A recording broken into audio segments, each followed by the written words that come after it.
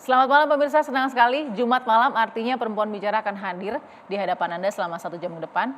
Dan tadi kalau sudah sedikit dibaca ya judulnya, cuti melahirkan 6 bulan ini berkah atau bumerang?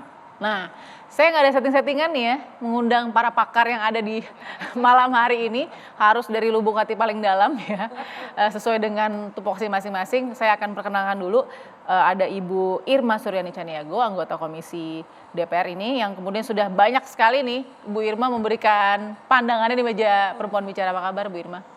Alhamdulillah baik. Selamat malam pemirsa. Malam ya, aman ya Komisi 9 ya Bu ya? Aman. Oke, baiklah, kemudian ada Ibu Suryani Motik sebagai Ketua Umum Himpunan Pengusaha Pribumi Indonesia atau HIPPI. Apa kabar Ibu Yani Motik? Alhamdulillah, selamat malam pemirsa. Terima kasih akhirnya datang di perdana nih ya di Perempuan Bicara ya. Terima kasih. Biasanya di IBR. Oh, oke, terima kasih Bu Yani Motik. Oke. Lalu kemudian ada Ibu Mira Sumirat, Presiden Asosiasi Serikat Pekerja Indonesia atau ASPEK. Apa kabar Ibu Mira? Alhamdulillah baik, selamat malam pemirsa. Assalamualaikum warahmatullahi wabarakatuh. Waalaikumsalam warahmatullahi wabarakatuh. Dan Ibu Retno Listiarti, Komisioner Komisi Perlindungan Anak Indonesia KPAI. Bu Retno, apa kabar? Alhamdulillah baik, selamat malam pemirsa. Baik, kita sudah dengan 4 pakar kita di sini dan ternyata usulan cuti hamil yang semula 3 bulan menjadi 6 bulan ini menjadi pembicaraan yang hangat di masyarakat. Tapi pro kontranya juga ada. Nah, perubahan yang sudah masuk dalam RUU Kesejahteraan Ibu dan Anak ini akan menjadi berkah atau bumerang? Itu pertanyaannya. Saya mau lihat dulu bagaimana informasi soal ini dan untuk Anda juga.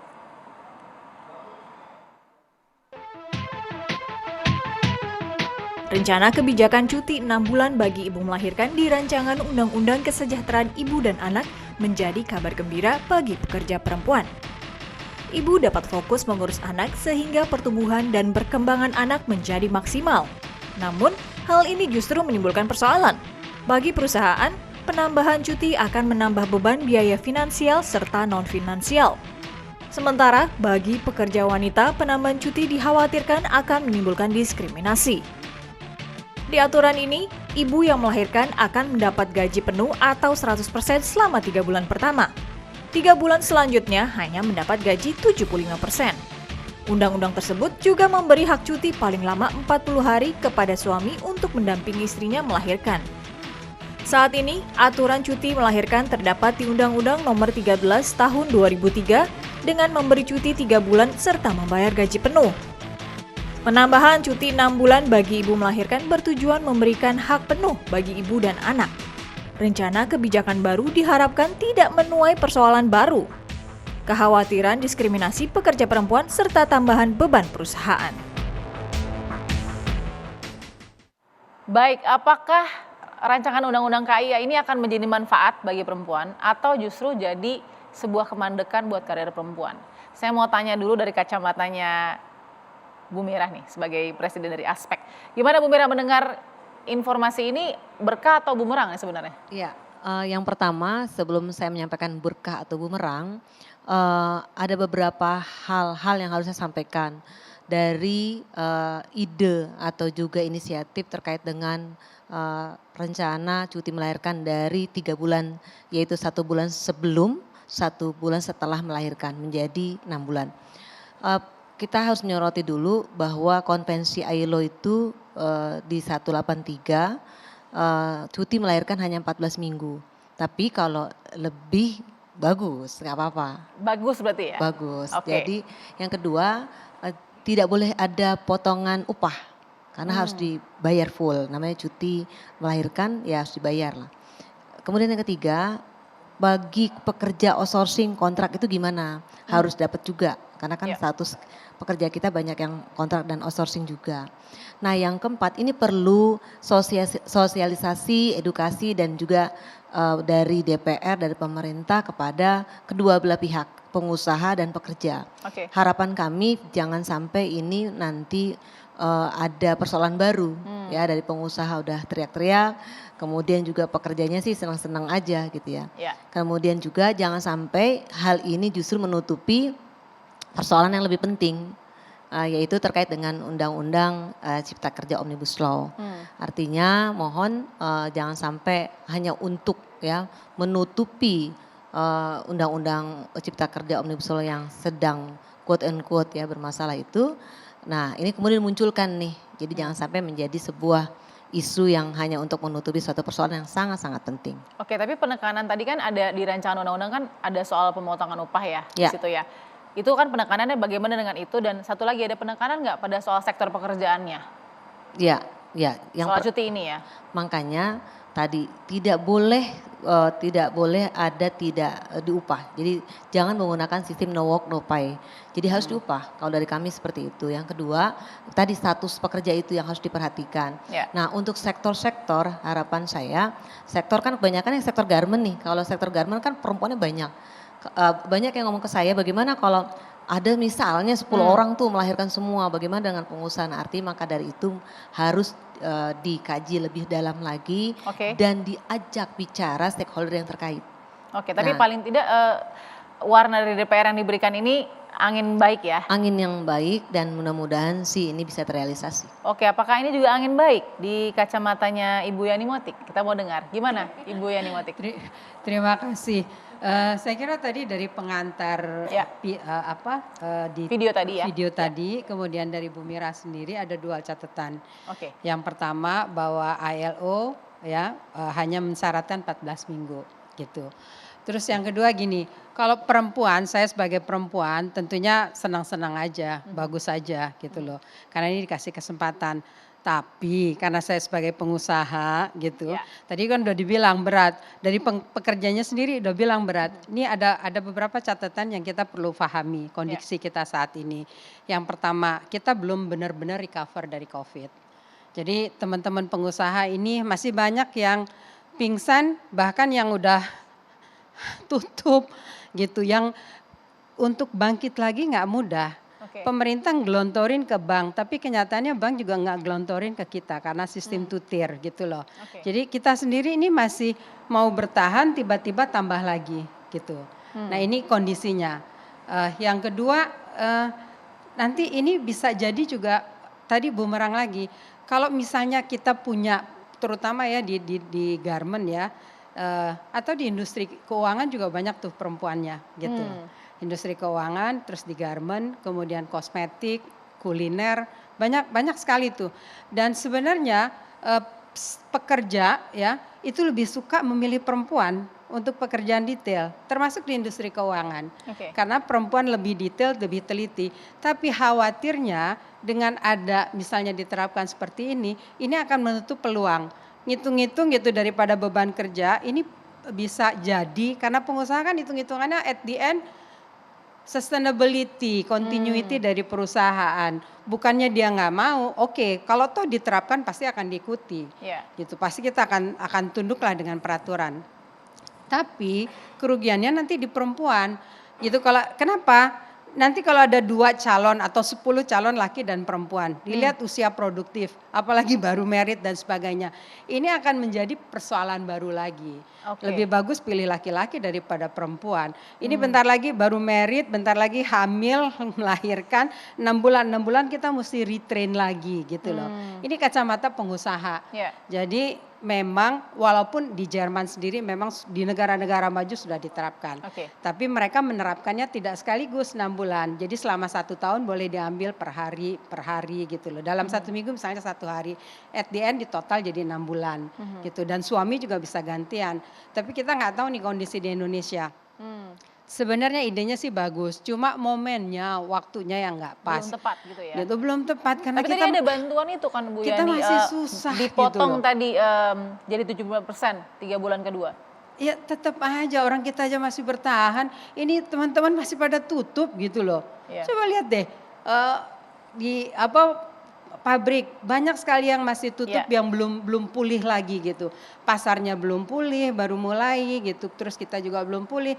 Bank aja kan masih belum. Oke. Kita juga belum tahu nih apakah restructuring Seperti apa? masih akan langsung lagi Nantinya. atau memang udah selesai nih. Kita udah dikejar-kejar sama bank, pajak naik, tambah lagi Oke. beban. Saya nggak Aduh kebayang jadi. listrik naik, semua naik. Ya Allah ya Robi. Gitu. Oke, saya nggak kebayang jadi Bu Yani Motik juga terbelah juga ya. Di satu sisi perempuan, tapi juga pengusaha. Oke. sebagai perempuan sih senang-senang aja gitu. Kebayangkan anak, cucu yang perempuan. Tapi sebagai pengusaha kalau perusahaannya hidup terus mau kerja di mana gitu kan. Akhirnya gitu loh. Jadi be realistis Kalau lah perusahaan gitu. mati maksudnya? Iya perusahaannya mati. Iya. Perusahaannya mau mati terus mau kerja di mana? Siapa yang mau ngasih gitu Oke, loh. sambil kita lihat ya ada soal cuti 6 bulan nih sebelum saya ke Ibu Irma dan Bu Retno. Kita lihat dulu. Ya ini ya ada beberapa ya. Oke, itu nilai RUU KIA adopsi aturan negara mapan, khawatir pengurangan rekrutmen tenaga kerja wanita. Benar nih, kekhawatirannya Ibu Yani Motik tadi ya. Oke, lalu kemudian ada juga RUU KIA diharapkan tak bikin buruh perempuan jadi dipersulit kerja. Ini kan efek ya, efek jika nanti diterapkan. Oke. Ada lagi pengusaha minta DPR kaji soal perluasan cuti melahirkan di RUU KIA. Gimana nih Bu Irma? Jadi sebenarnya bagus tapi juga ada side effect-nya nih. Gimana Bu Irma? Sebenarnya kebijakan ini sudah diukur matang-matang atau belum sih sama DPR?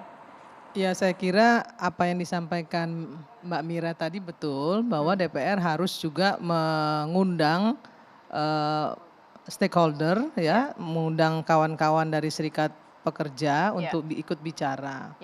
Karena begini, seperti yang Bu Yani tadi bilang bahwa ini bumerang sebenarnya bagi pekerja perempuan Indonesia. Betul. Saya sih bicaranya lugas aja, karena kalau itu diterapkan di ASN nggak jadi masalah. Kenapa? Yang menggaji mereka itu pemerintah dan pemerintah tidak boleh berbisnis sama rakyat, toh. Tapi kalau yang kita bicara pengusaha Indonesia di era pandemi hari ini ya, itu bukan cuma bumerang untuk perempuan Indonesia ya, pekerja perempuan Indonesia, tapi pengusaha Indonesia juga jadi bumerang itu, jadi bisa kacau balau ini, ya kan? Ekonomi belum tumbuh, tiba-tiba dihantam lagi nih dengan peraturan yang seperti ini. Nah, kalau situasi Indonesia kan nggak bisa kita bandingkan apple to apple dengan di luar, ya. Di luar, perempuan di luar negeri itu rata-rata itu nggak pernah mau punya anak lebih dari satu dan jarang juga yang mau hamil gitu ya. Sementara di Indonesia ini kan bisa satu keluarga tuh bisa punya anak 5 gitu toh. Ya, jadi itu juga harus kita akui gitu. Nah, ini harus juga menjadi menjadi dasar pikiran kawan-kawan di parlemen untuk bisa lebih memahami konteksnya dari sisi perempuan itu dirugikan atau tidak, kemudian pengusaha itu dirugikan atau tidak, itu memang harus duduk bersama dulu, nggak bisa langsung aja.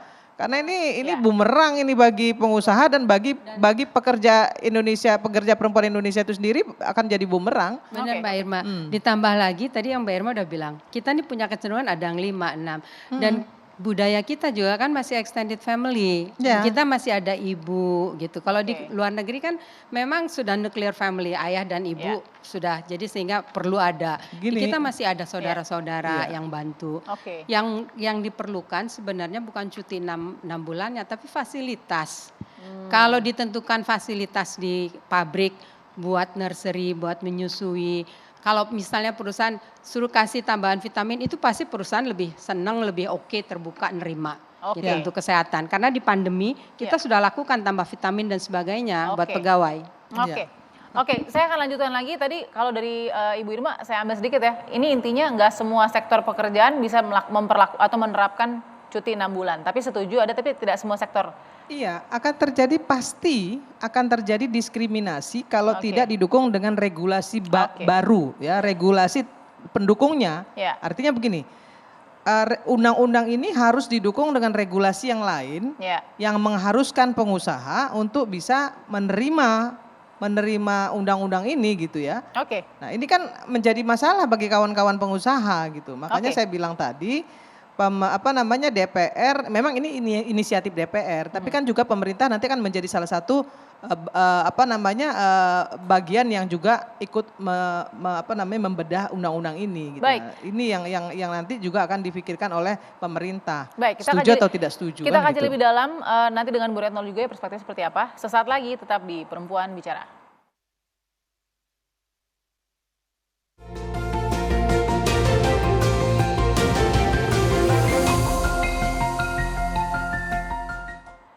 Oke, kembali di Perempuan Bicara. Tadi dari perbincangan kita pertama, ini belum final RUU-nya, RUU-KI ya. Tapi kalau dari kacamata KPAI, seberapa penting sih sebenarnya penambahan cuti dari 3 bulan menjadi 6 bulan ini? Seberapa penting?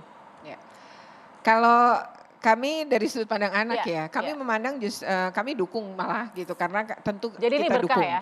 Itu berkah gitu ngelihatnya. Pertama gini ya, misalnya terkait dengan menyusui itu sebenarnya memang namanya wanita hamil, kemudian biasanya 8 bulan itu udah ketika perutnya besar gitu ya, itu sebenarnya udah lelah juga kan kalau tetap bekerja gitu sehingga harus banyak istirahat untuk persiapan ke melahirkan. Kemudian setelah anaknya lahir gitu sebenarnya itu perempuan tuh tidak semuanya kuat ya. Artinya dia akan punya beberapa ada banyak perempuan juga yang punya masalah, ya baby blues misalnya gitu karena depresi menghadapi kelahiran dan lain-lain. Terus itu akan berdampak pada anak kan, karena perempuan yang mengalami depresi karena kelelahan tidak didukung itu justru menyakiti anak gitu. Jadi kalau kemudian memiliki cuti yang tentu ditambah gitu, saya tentu sepakat bahwa ini pasti kepentingan terbaik bagi anaknya akan terjadi. Kemudian menyusui, apalagi ketika misalnya sang ayah mendukung, tapi kalau 40 hari sebenarnya saya juga ini ada klausul bahwa kalau suami akan dapat cuti 40 hari ya. Betul, tapi misalnya langsung ini wajahnya Ibu Yani tadi ibu belum membahas itu ya. Tapi sebenarnya kalau yang laki-laki menurut saya ya betul perlu dukungan juga perempuan di awal-awal melahirkan itu. Nah jadi sebenarnya kayak menyusui ya, ketika kemudian ada dukungan suami itu sebenarnya bisa maksimal gitu. Jadi kesejahteraan ibu dan anak yang dimaksud di dalam undang-undang ini sebenarnya kalau dari kacamata kami melihat bahwa ini ada kepentingan terbaik bagi anak sebagaimana konvensi hak anak. Jadi tentu niat baiknya ada dan ini perlu didukung gitu. Nah tetapi tadi ya Bu Yani kemudian Bu Irma dan menceritakan bagaimana itu. Tentu kita harus punya sudut pandang juga gitu ya. Nah misalnya gini, soal menyusui. Kalau memang penting menyusui, apakah mungkin misalnya perusahaan memiliki daycare? Sehingga misalnya pada jam-jam menyusui bisa datang. Kalau memang keberatan terhadap cuti yang panjang tadi, karena tidak semua perusahaan juga punya. Dan saya waktu menjadi pemimpin organisasi guru, sering banget tuh dapat laporan terutama dari yayasan-yayasan pendidikan. Guru-guru swasta itu mereka itu cuti 3 bulan gak digaji Bu. Jadi gajinya untuk guru pengganti. Nah itu juga dihadapi oleh banyak guru. Sehingga ini juga menjadi ini menjadi momentum juga untuk memperbaiki yang kayak begitu gitu. Jadi akhirnya guru-guru yang seperti yang mengalami kayak gitu, padahal itu juga baru kelahiran anak pertama tuh ya. Dia merasa akhirnya nanti kalau itu ya saya mending menjelang lahir baru cuti. Baru sebulan melahirkan sudah masuk karena tadi nggak digaji. Nah memang tidak semua ya, saya tidak mengatakan semua, tapi ada beberapa kasus seperti itu. Dan betul bahwa kalau ASN mah aman, negara pasti bayar dan itu bisa diberlakukan. Tapi untuk tadi ya perusahaan mungkin gini ya, pertama daycare itu ya karena penting betul sih ya menyusui jamnya. Terus kalau dia ibu ini juga saat menyusui bersama anaknya, keterikatan antara ibu dan anak kan kuat. Dan kalau misalnya bisa dibawa bekerja mungkin tadi kalau ada tempat yang penitipan seperti itu disediakan oleh perusahaan mungkin bisa, dan mungkin perusahaan tidak terlalu keberatan tuh ya dibanding harus cuti 6 bulan, ayahnya harus 40 hari. Kemudian tapi cuti 3 bulannya tetap diberikan, hanya setelah itu mungkin bisa ya dilakukan tadi. Yang kedua ya seperti tadi kalau anaknya sudah agak besar kan ada ruang bermain ya Bu. Nah beberapa perusahaan saya lihat juga sudah memiliki ruang bermain. Tapi memang itu menjadi satu kendala kan, jadi gini ya. Saya melihat bahwa undang-undang ini tuh niatnya adalah untuk Indonesia yang gemilang gitu ya, SDM yang unggul. Nah artinya ketika dari bayi sudah betul-betul dijaga masa emasnya tadi, sebenarnya betul anak itu jadi lebih kuat pada saat tumbuh kembangnya, tidak mudah sakit karena ASI-nya cukup, keterikatan ibu dan anak yang kuat dengan ayahnya juga yang mendukung, itu menurut saya ya akan membangun memang generasi muda yang baik. Jadi yang unggul yang dimaksud tadi. Jadi memang kalau menurut saya penting juga itu kita pikirkan juga dukung gitu. Tetapi bahwa ketika ada kesulitan-kesulitan memang butuh dibicarakan, duduk bersama, jangan tiba-tiba dilakukan. Ternyata perusahaan tadi seperti Ibu ini cerita ya usaha belum dirasa membaik atau stabil lalu kemudian sudah ada ini. Tadi ada banyak yang masih pingsan gitu istilahnya. Menurut saya kan kita juga harus punya empati ya. Tapi bahwa perusahaan juga punya kepedulian pada ibu dan anak, ya itu tentu harus kita dorong gitu. Oke, Ibu Mira ya. Jadi saya tambahannya buat Bu Retno. Jadi gini, untuk saya karena orang lapangan ya, saya tahu. Jadi tadi sampaikan betul fakta lapangan, kasus-kasus yang pernah kami advokasi adalah kan sebelumnya 1,5 sebelum melahirkan dan 1,5 sesudah.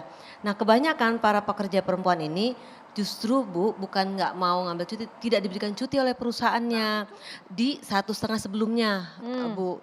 Jadi setelah dia sampai dia melahirkan, hampir melahirkan sampai pecah ketuban di kantor, di pabriknya. Nah 1,5 bulan baru dia dapat. Nah kita mengadvokasi pengen menambahin yang 1 bulan sebelum itu. Perusahaan nggak mau, nggak bakal mau ngasih. Ini kejadian di daerah mana nih Bu? Di Jabodetabek. Waduh. Dan salah satunya ada anak perusahaan BUMN loh. Nah ini yang kita advokasi. Nah ini yang kedua gini, sekali lagi kalau dikatakan betul setuju Bu Retno. Jadi kita ini sebenarnya dalam rangka untuk memiliki generasi yang unggul. Dan sebenarnya Bu, kalau kita bicara penambahan cuti 6 bulan itu justru membantu perusahaan, pengusaha. Kenapa kok bisa bantu pengusaha? Jadi si ibu pekerja perempuan ini kan lebih produktif, lebih sehat menghadapi pekerjaan nanti. Karena kalau 1,5 bulan dia selama ini juga sering izin juga karena kan masih bayi ninggalin babinya ya. Jadi nggak efektif juga dia kerja. Tapi kalau diberikan ruang waktu yang lebih luas misalnya sampai 6 bulan, saya yakin itu akan lebih nanti memperbaiki reproduksi dia, meningkatkan kesehatannya sehingga kemudian bisa berproduksi lebih baik lagi. Oke, tapi apakah perempuan cukup siap tadi mengatakan kemungkinan ya dari kacamata pengusaha tadi Bu Yani bilang nanti kalau ada 10 laki-laki dan 10 perempuan akhirnya kalau ini diterapkan jadi ruangnya sedikit saya kecil tambahin untuk gini, saya sedikit aja nambahin. Jadi di Indonesia ini hari ini atau di seluruh dunia perempuan itu bukan lagi pencari nafkah kelas 2. Ya, bahkan banyak perempuan Indonesia itu justru menjadi pencari nafkah utama. Karena suaminya nggak kerja, banyak loh terjadi seperti itu apalagi di daerah-daerah. Dan apalagi di masa Covid. Iya, di daerah-daerah itu banyak sekali seperti itu gitu. Ya ada kulturnya juga sih, yang kultur juga ada yang membuat perempuan yang bekerja laki-laki di rumah tuh ada juga kultur kita seperti itu. Nah kalau itu terjadi gitu ya, apa yang akan terjadi dengan keluarganya?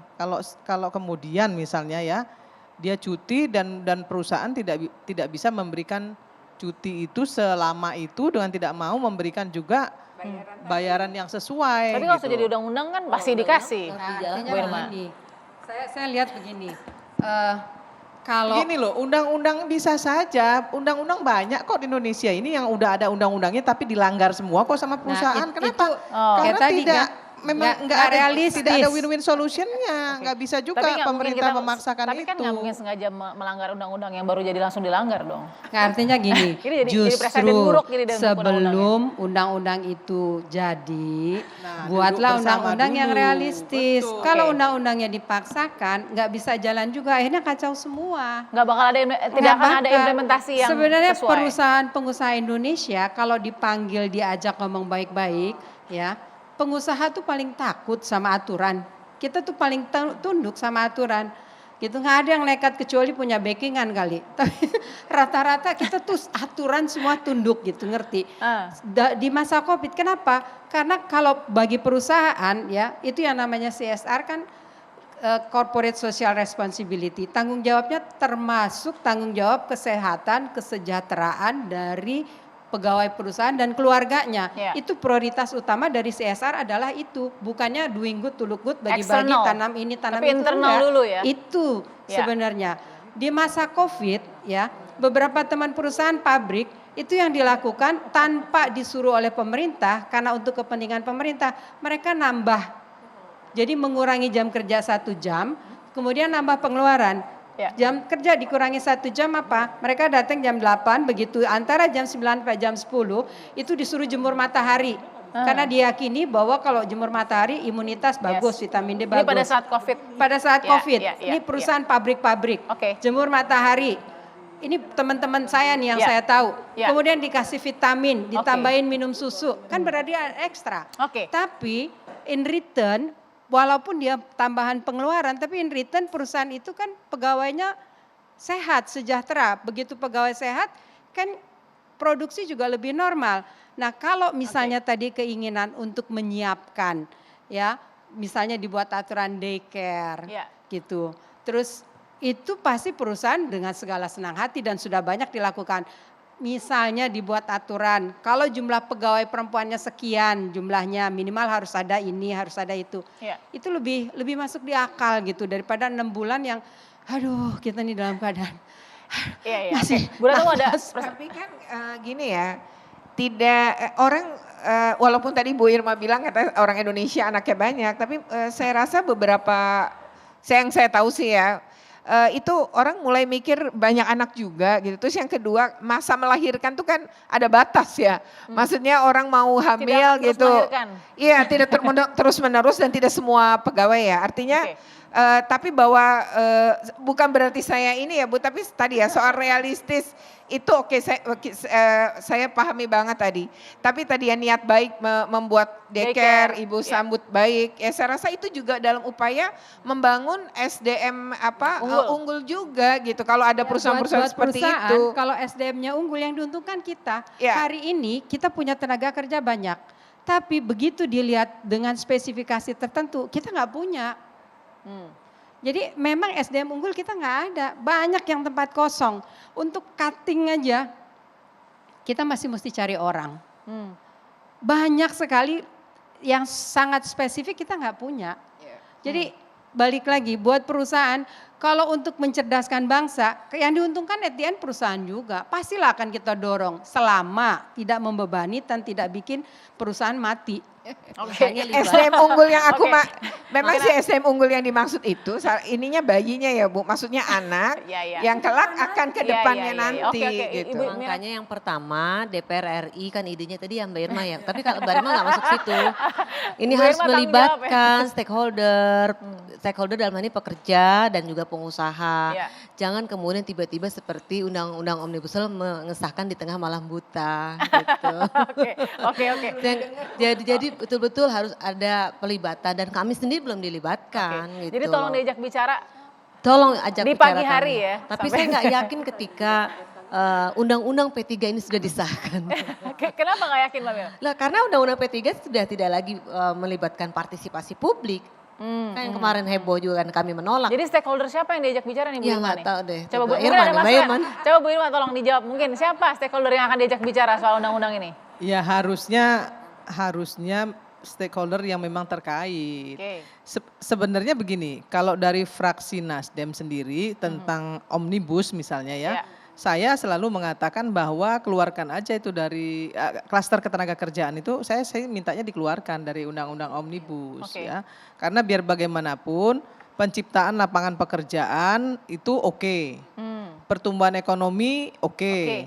Tapi kalau kemudian itu membuat pekerja kesejahteraannya justru malah turun, ya saya nggak setuju. Karena saya ini juga salah satu mantan ketua Serikat Buruh ini. Ini deril wakil rakyat, Makanya saya tadi bilang, saya selalu mengatakan kepada teman-teman buruh kita, begini, kita harus tahu bahwa perusahaan itu periuk nasi kita. Maka perusahaan itu harus kita jaga, ya toh.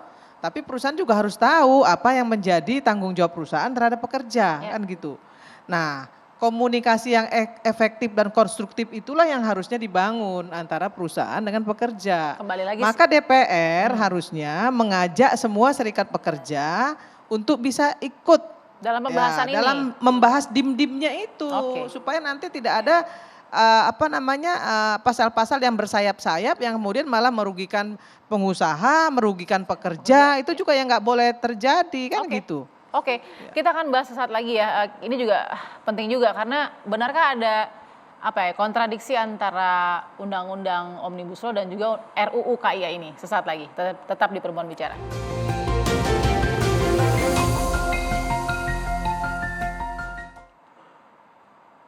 Baik, kembali di Perempuan Bicara kita lihat benar nggak sih ada kontradiksi antara undang-undang Omnibus Law dan juga RUU KIA. Coba Ibu Mira juga ikut baca ya sama saya ya. Di sini kita baca dulu. Nah, membandingkan hak cuti melahirkan di RUU KIA dan UU Ketenagakerjaan. Kita lihat lagi. RUU KIA versus UU Ketenagakerjaan. Siapa yang akan mengalah? Ini ada perbedaan yang signifikan seperti apa? Bu Mira mungkin sempat lihat juga perbedaannya apa? Jadi gini, kalau kami kan prinsipnya memegang Undang-Undang 13 tahun 2003 ketenagakerjaan. Ya. Itu kan 1,5 bulan sebelum, 1,5 bulan sesudah. Dan mereka tetap mendapatkan upah secara full 100%. Full. Nah kalau yang RUU KIA naik ini kan tadi 100% di 3 bulan pertama, 75% di 3 bulan kedua setelahnya. Kemudian juga dari sisi masa cutinya sudah kelihatan sangat-sangat jelas dari 3 bulan ke 6 bulan, loncatannya luar biasa. Itu perbedaannya. Tapi lagi-lagi yang kita soroti jangan sampai nih yang tadi upah yang nggak full tadi. Ya, jadi kita minta upahnya 100% tetap. Nah kalau bicara tentang masa 6 bulan kah, menjadi 4 bulan kah, lagi-lagi saya tadi dari awal tolong DPR RI memanggil para stakeholder. Jangan terulang kembali membuat sebuah regulasi keputusan undang-undang itu tanpa melibatkan para pihak yang terkait. Oke, kita dengarkan ini catatan sangat penting. Baik, kita dengarkan dulu apa kata masyarakat ya soal RUU KIA. Setuju sekali. Oke, gini Mbak. Ya kebetulan saya juga tenaga kesehatan, juga saya seorang ibu ya pernah punya putra 2. Dukungannya kan untuk orang melahirkan ya kita jam malam ini fast, terutama untuk menyusui.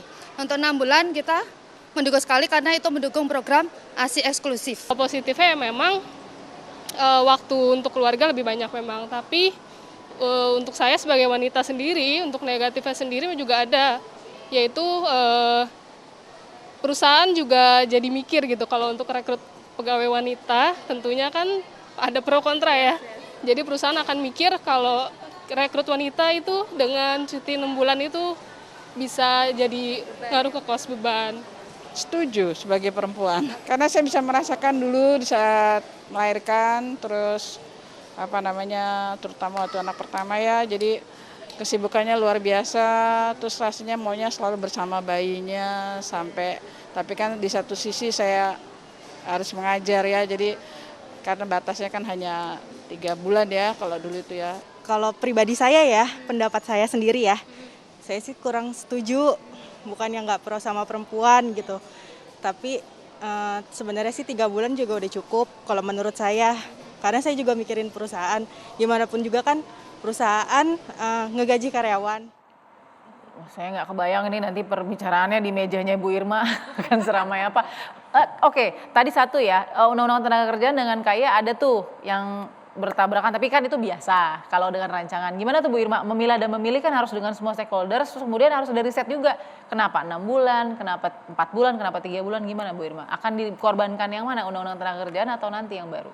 Ya harusnya disinkronisasi, kan itu yang harus dilakukan oleh DPR dan pemerintah, melakukan sinkronisasi 2 undang-undang ini. Jadi nggak boleh juga dikalahkan salah satu, karena itu kan jadi kontraproduktif.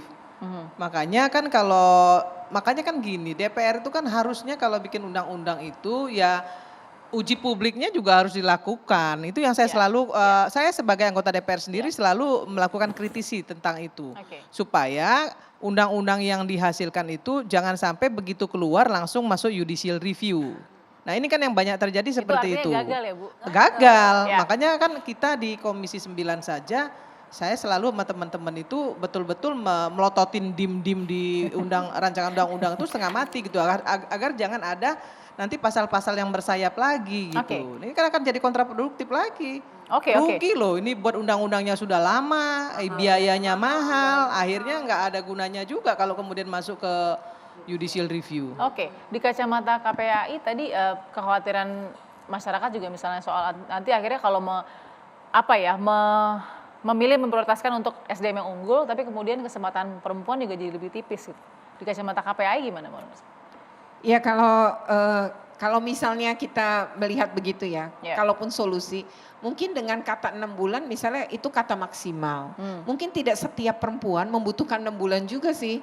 Jadi sebelum kita tampil tadi di ruang make up aja udah ada pro kontra gitu. Betul sekali. Ternyata para perempuan di ruang make up juga menyatakan bahwa saya cukup 3 bulan tapi ada yang enggak juga tau gitu. Jadi artinya emang pro kontra seperti mungkin bisa disebut sebagai maksimal 6 bulan, apalagi kan ILO juga nyuruhnya 3 bulan. Lalu undang-undang ini kan tenaga kerja nggak salah juga ketika menyebut 3 bulan. Tapi kalau kemudian pemerintah atau inisiasi DPR dengan maksud dan tujuan untuk kesejahteraan ibu dan anak, juga untuk kepentingan terbaik bagi anak, ya kalau menurut KPAI ini soal kebutuhan saja, bisa saja. Jadi maksimal 6 bulan. Ibu dan anak, ya misalnya tadi kan udah ada jalan keluar tuh ketika pengusaha bilang kalau sudah ngasih daycare kami juga mau. Artinya ibu-ibu juga mungkin nggak khawatir ketika kemudian dia bisa menitipkan anaknya di perusahaan itu. Dan mungkin yang punya anak kecil juga nggak terlalu banyak. Dari beberapa daycare yang misalnya KPAI pernah pengawasan, ternyata di beberapa perusahaan, ini Jakarta ya kita ngambil sampelnya, dan juga pemerintah DKI kan juga punya daycare ya Bu di beberapa kantor-kantor wali kota. Yang nggak banyak juga, bahkan ada yang cucunya kemudian ketitipan gitu kan, ada tadi Ibu bilang saudara-saudara terlibat, ternyata ada ibunya masih bekerja, maksudnya seorang dia neneknya, tapi dia kemudian dititipkan dan dia membawa cucunya juga di situ. Artinya tidak terlalu banyak juga gitu. Artinya kalau membuat ini menjadi maksimal mungkin sebuah pilihan, perusahaan juga mungkin tidak terlalu berat, dan mungkin perempuan-perempuan itu juga kan ada perempuan yang habis melahirkan dia beda problemnya gitu ya, berat itu kan juga banyak. Nah untuk mereka bisa menggunakan manfaat yang 6 bulan. Mungkin bisa begitu juga Mbak, tapi kalau bagi KPAI kan kepentingannya emang anak ya. Kalau ibu dengan anak keterikatannya kuat, kemudian juga maksimal nih di masa-masa dia baru lahir ini, saya rasa kan untuk kepentingan terbaik bagi anak tentu kami support gitu, dukung ini. Ibu Yani sebenarnya ini agak sedikit out of context tapi nggak apa, saya harus tanyakan. Bu, sebenarnya posisi perempuan sendiri ya pada saat kita bangkit dari pandemi, posisinya bagaimana sih dalam pekerjaan di perusahaan besar saat ini ya, general ingin tahu aja. Maksudnya posisinya? Maksudnya apakah mereka mendapatkan kesempatan yang sama? Hari ini? Ya hari ini setelah kita bangkit dari pandemi. Hari ini saya kira kalau mau bicara jujur, beberapa teman dan beberapa investor asing, mereka lebih suka dealing sama perempuan. Kenapa? Perempuan lebih teliti kerjanya, lebih tekun, lebih serius, lebih bisa dipercaya. Apalagi sektor keuangan, itu pasti mereka carinya perempuan. Pabrik yang detail finishing itu carinya perempuan gitu. Nah tapi ini posisi unggulan ini bisa jadi berkurang pada saat perusahaan harus memilih gitu.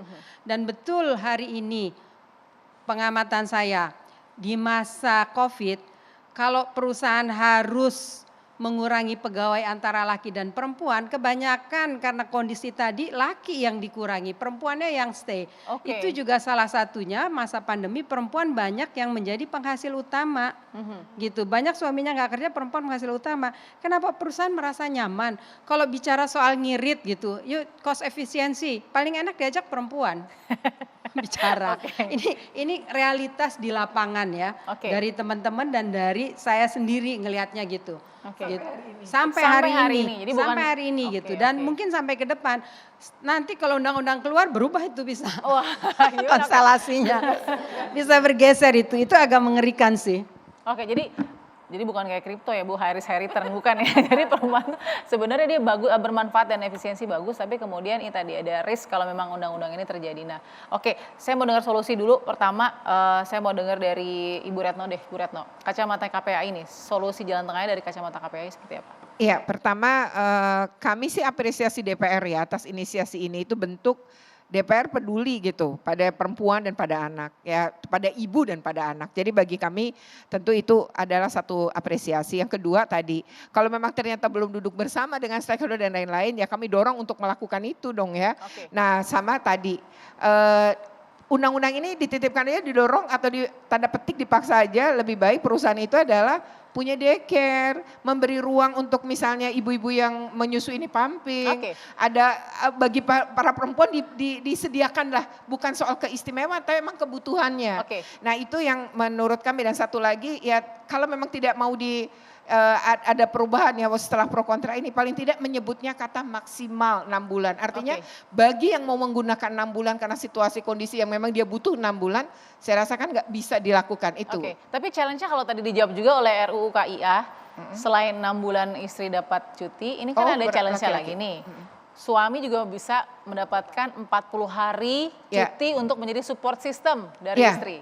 Ya nggak apa-apa juga kalau itu bagus juga kalau dukungan dari suami ya. Tapi apa ya semua suami belum tentu kayak gitu juga. Tapi kalau gimana Bu? Coba tolong. Coba maksudnya belum tentu. Dari beberapa obrolan, malah pusing suami saya lebih sering main HP terus hanya minta bikinin kopi, saya juga malah tambah riwuh gitu. Itu juga ada rupanya cita-cita gitu. Tapi Support City ini kan niatnya juga baik di DPR. Jadi kalau memang itu bisa juga kan disebut kata maksimal. Lalu kemudian sekarang ada model WFH ya, kecuali tadi ya Bu Garmen dan lain kan nggak bisa WFH ya. Tapi bahwa yang mungkin bisa dipraktekin WFH ya bisa, tapi kan nggak bisa kita pukul rata.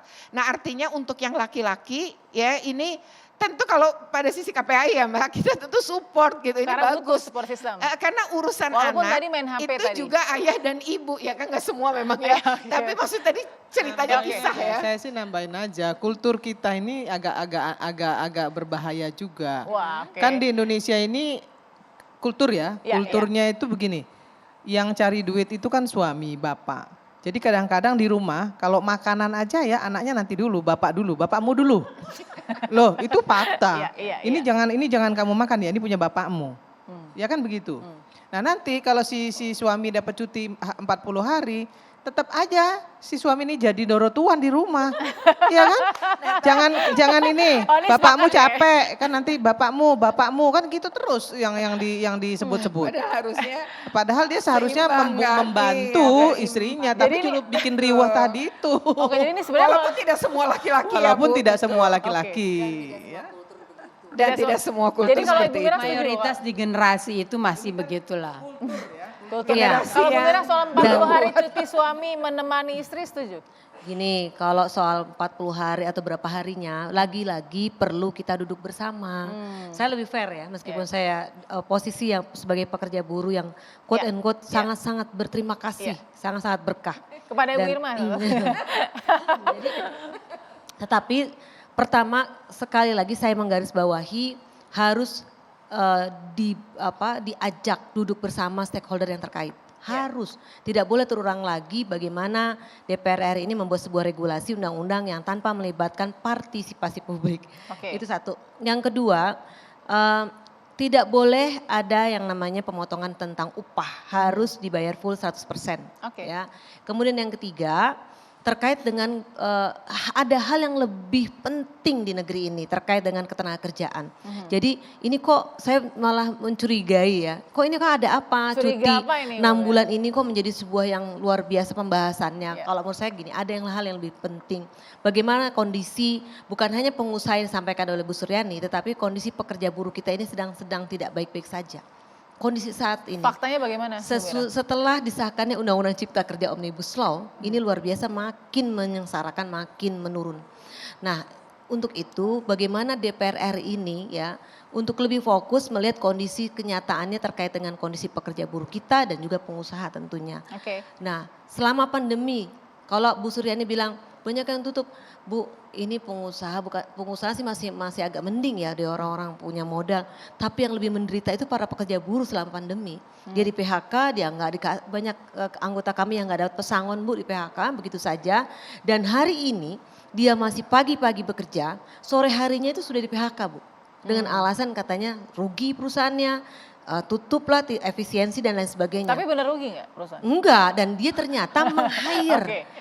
Meng-hire, membuka lowongan pekerja baru dengan status outsourcing dan kontrak. Ini setiap hari saya dapatin seperti itu. Ini makanya yang lebih penting tuh ini harus diurus gitu loh. Kemudian yang ketiga, belum lagi para pengusaha yang mempekerjakan sudah hampir 10 tahun orang pekerja tetapi dia masih kontrak terus. Dan upahnya masih UMP aja. Dan belum lagi kemarin kami baru mendapatkan salah satu perusahaan terkenal makanan ini di Indonesia tapi Amerika punya. Ini juga nggak bayar THR-nya pada pekerja tahun 2021, 2022 baru dibayar kemarin, itu pun karena kita paksa, kita ancam boykot baru dibayar. Belum lagi para pekerja yang hamil di PHK. Karena gara hamil nih di PHK. Belum lahir kan? Yang seperti itu, yang misalnya perusahaan dari luar Amerika dia nggak bayar THR, itu Menteri Tenaga Kerja harusnya cabut cabut izinnya. Kalau saya sih saya cabut. Ini kan masalah penegakan hukum. Jadi menurut saya sih beda gitu loh. Makanya nah itu yang Kalau itu kita pengusaha juga dukung gitu. Makanya, Kalau Bu memang Suryani, aturannya tidak diterapkan, ya Cabut perusahaan izin. mampu. Nah, daripada membahas yang tadi cuti yang 6 bulan, mendingan ini ada yang lebih penting lagi, maksud saya gitu. Terus dalam kesempatan ini, nah ini pentingnya nih, untung ada perwakilan perempuan dari pekerja ini Bu Irma.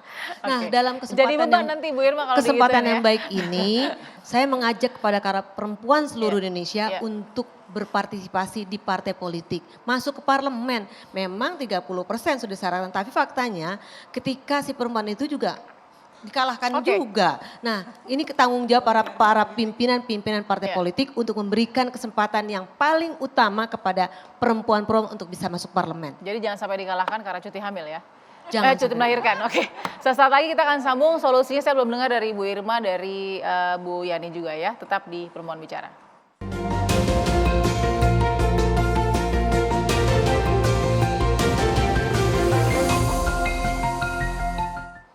Baik, kita sudah dengar tadi di segmen sebelumnya solusi dari Bu Retno tadi mewakili KPAI dan juga harapan dari Ibu Mira sebagai Presiden Aspek nih.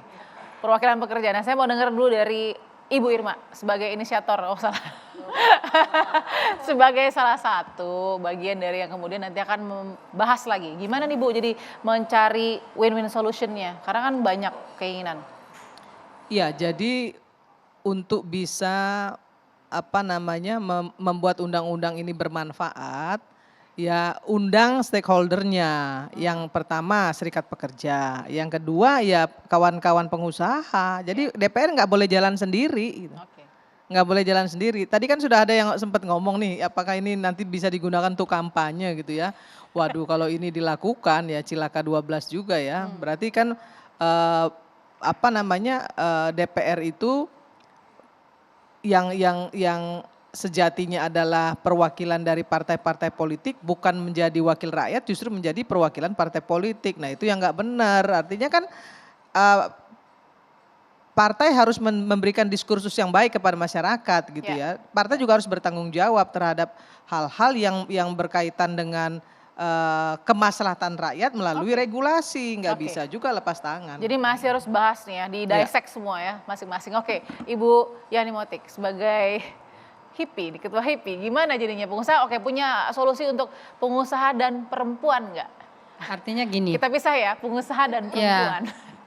Sebagai perempuan balik lagi, pasti kita ingin melihat bahwa anak-anak atau cucu-cucu, saya generasinya mungkin satu saat nanti kalau anak saya yang perempuan kerja kan paling nggak cucunya bisa tertangani dengan baik gitu loh, punya kesempatan yang baik. Dan sebagai pengusaha juga tentunya kepingin bahwa perusahaannya bisa langgeng, bisa jalan gitu. Dan sustain, dan kita bisa memilih pegawai sesuai dengan kebutuhan. Bukan karena menghindari tanggung jawab, menghindari beban yang berat karena undang-undang, akhirnya kita tidak pilih yang sesuai dengan kebutuhan. Kan at the end perusahaan rugi dan perusahaan bisa tutup. Oleh sebab itu menurut saya niat gitu loh. Niat. Himbau perusahaan-perusahaan, silakan Ibu Ketua Umum. Silakan Ibu. Jadi gimana himbauannya? Niat yang pertama coba deh niat untuk mengusulkan 6 bulan, Mbok ya dipikir lagi yang matang-matang gitu loh. Karena ini tidak bagus buat ekonomi Indonesia. Inisiatif ini dibuat menjelang pemilu apa bagus? Tadi udah dijawab Mbak Irma nggak bagus. Dalam keadaan COVID apa bagus? Lebih buruk gitu. Nah itu ya. Terus yang kedua, kalau isunya adalah bagaimana memberi kesempatan perempuan, tidak harus 6 bulan, apalagi suami dikasih 40 hari. Suami sampai di rumah juga kerjanya nyuruh-nyuruh si Mbak aja tuh jagain jagain anaknya, gitu, nyuruh suster jagain anaknya, dia malah main WA gitu. Malah karena bukan budaya kita gitu. Yang nggak punya Mbak belum tentu juga.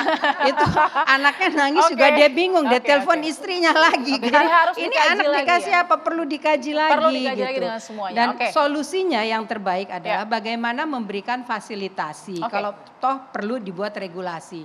Regulasi yang ada diterapkan, kasih fasilitasi daycare. Kemudian kalau perlu misalnya tambahan vitamin, susu dan sebagainya, perusahaan akan lebih mau itu. Baik, solusi yang baik, mudah-mudahan. Kasih tahu juga Bu Suryani perhatian nih kepada pengusaha jangan nakal gitu. Jalankan regulasi dengan baik gitu, Bu. Kalau perusahaan sudah ada aturannya, perusahaannya nakal, itu bagian hukum untuk penegakan gitu loh. Tinggal perusahaannya ditutup. Mudah-mudahan didengar para pengusaha dan pekerja juga punya harapan, mudah-mudahan di RUU ini nanti Bu Irma yang akan menjaga undang-undang ini, perwakilan perempuan. Terima kasih kepada Ibu Irma Suryani, terima kasih juga Ibu Yani Motik, terima kasih juga Ibu Mirah dan juga Bu Retno yang sudah hadir pada malam hari ini. Kita jumpa lagi minggu depan. Sehat selalu, sampai jumpa.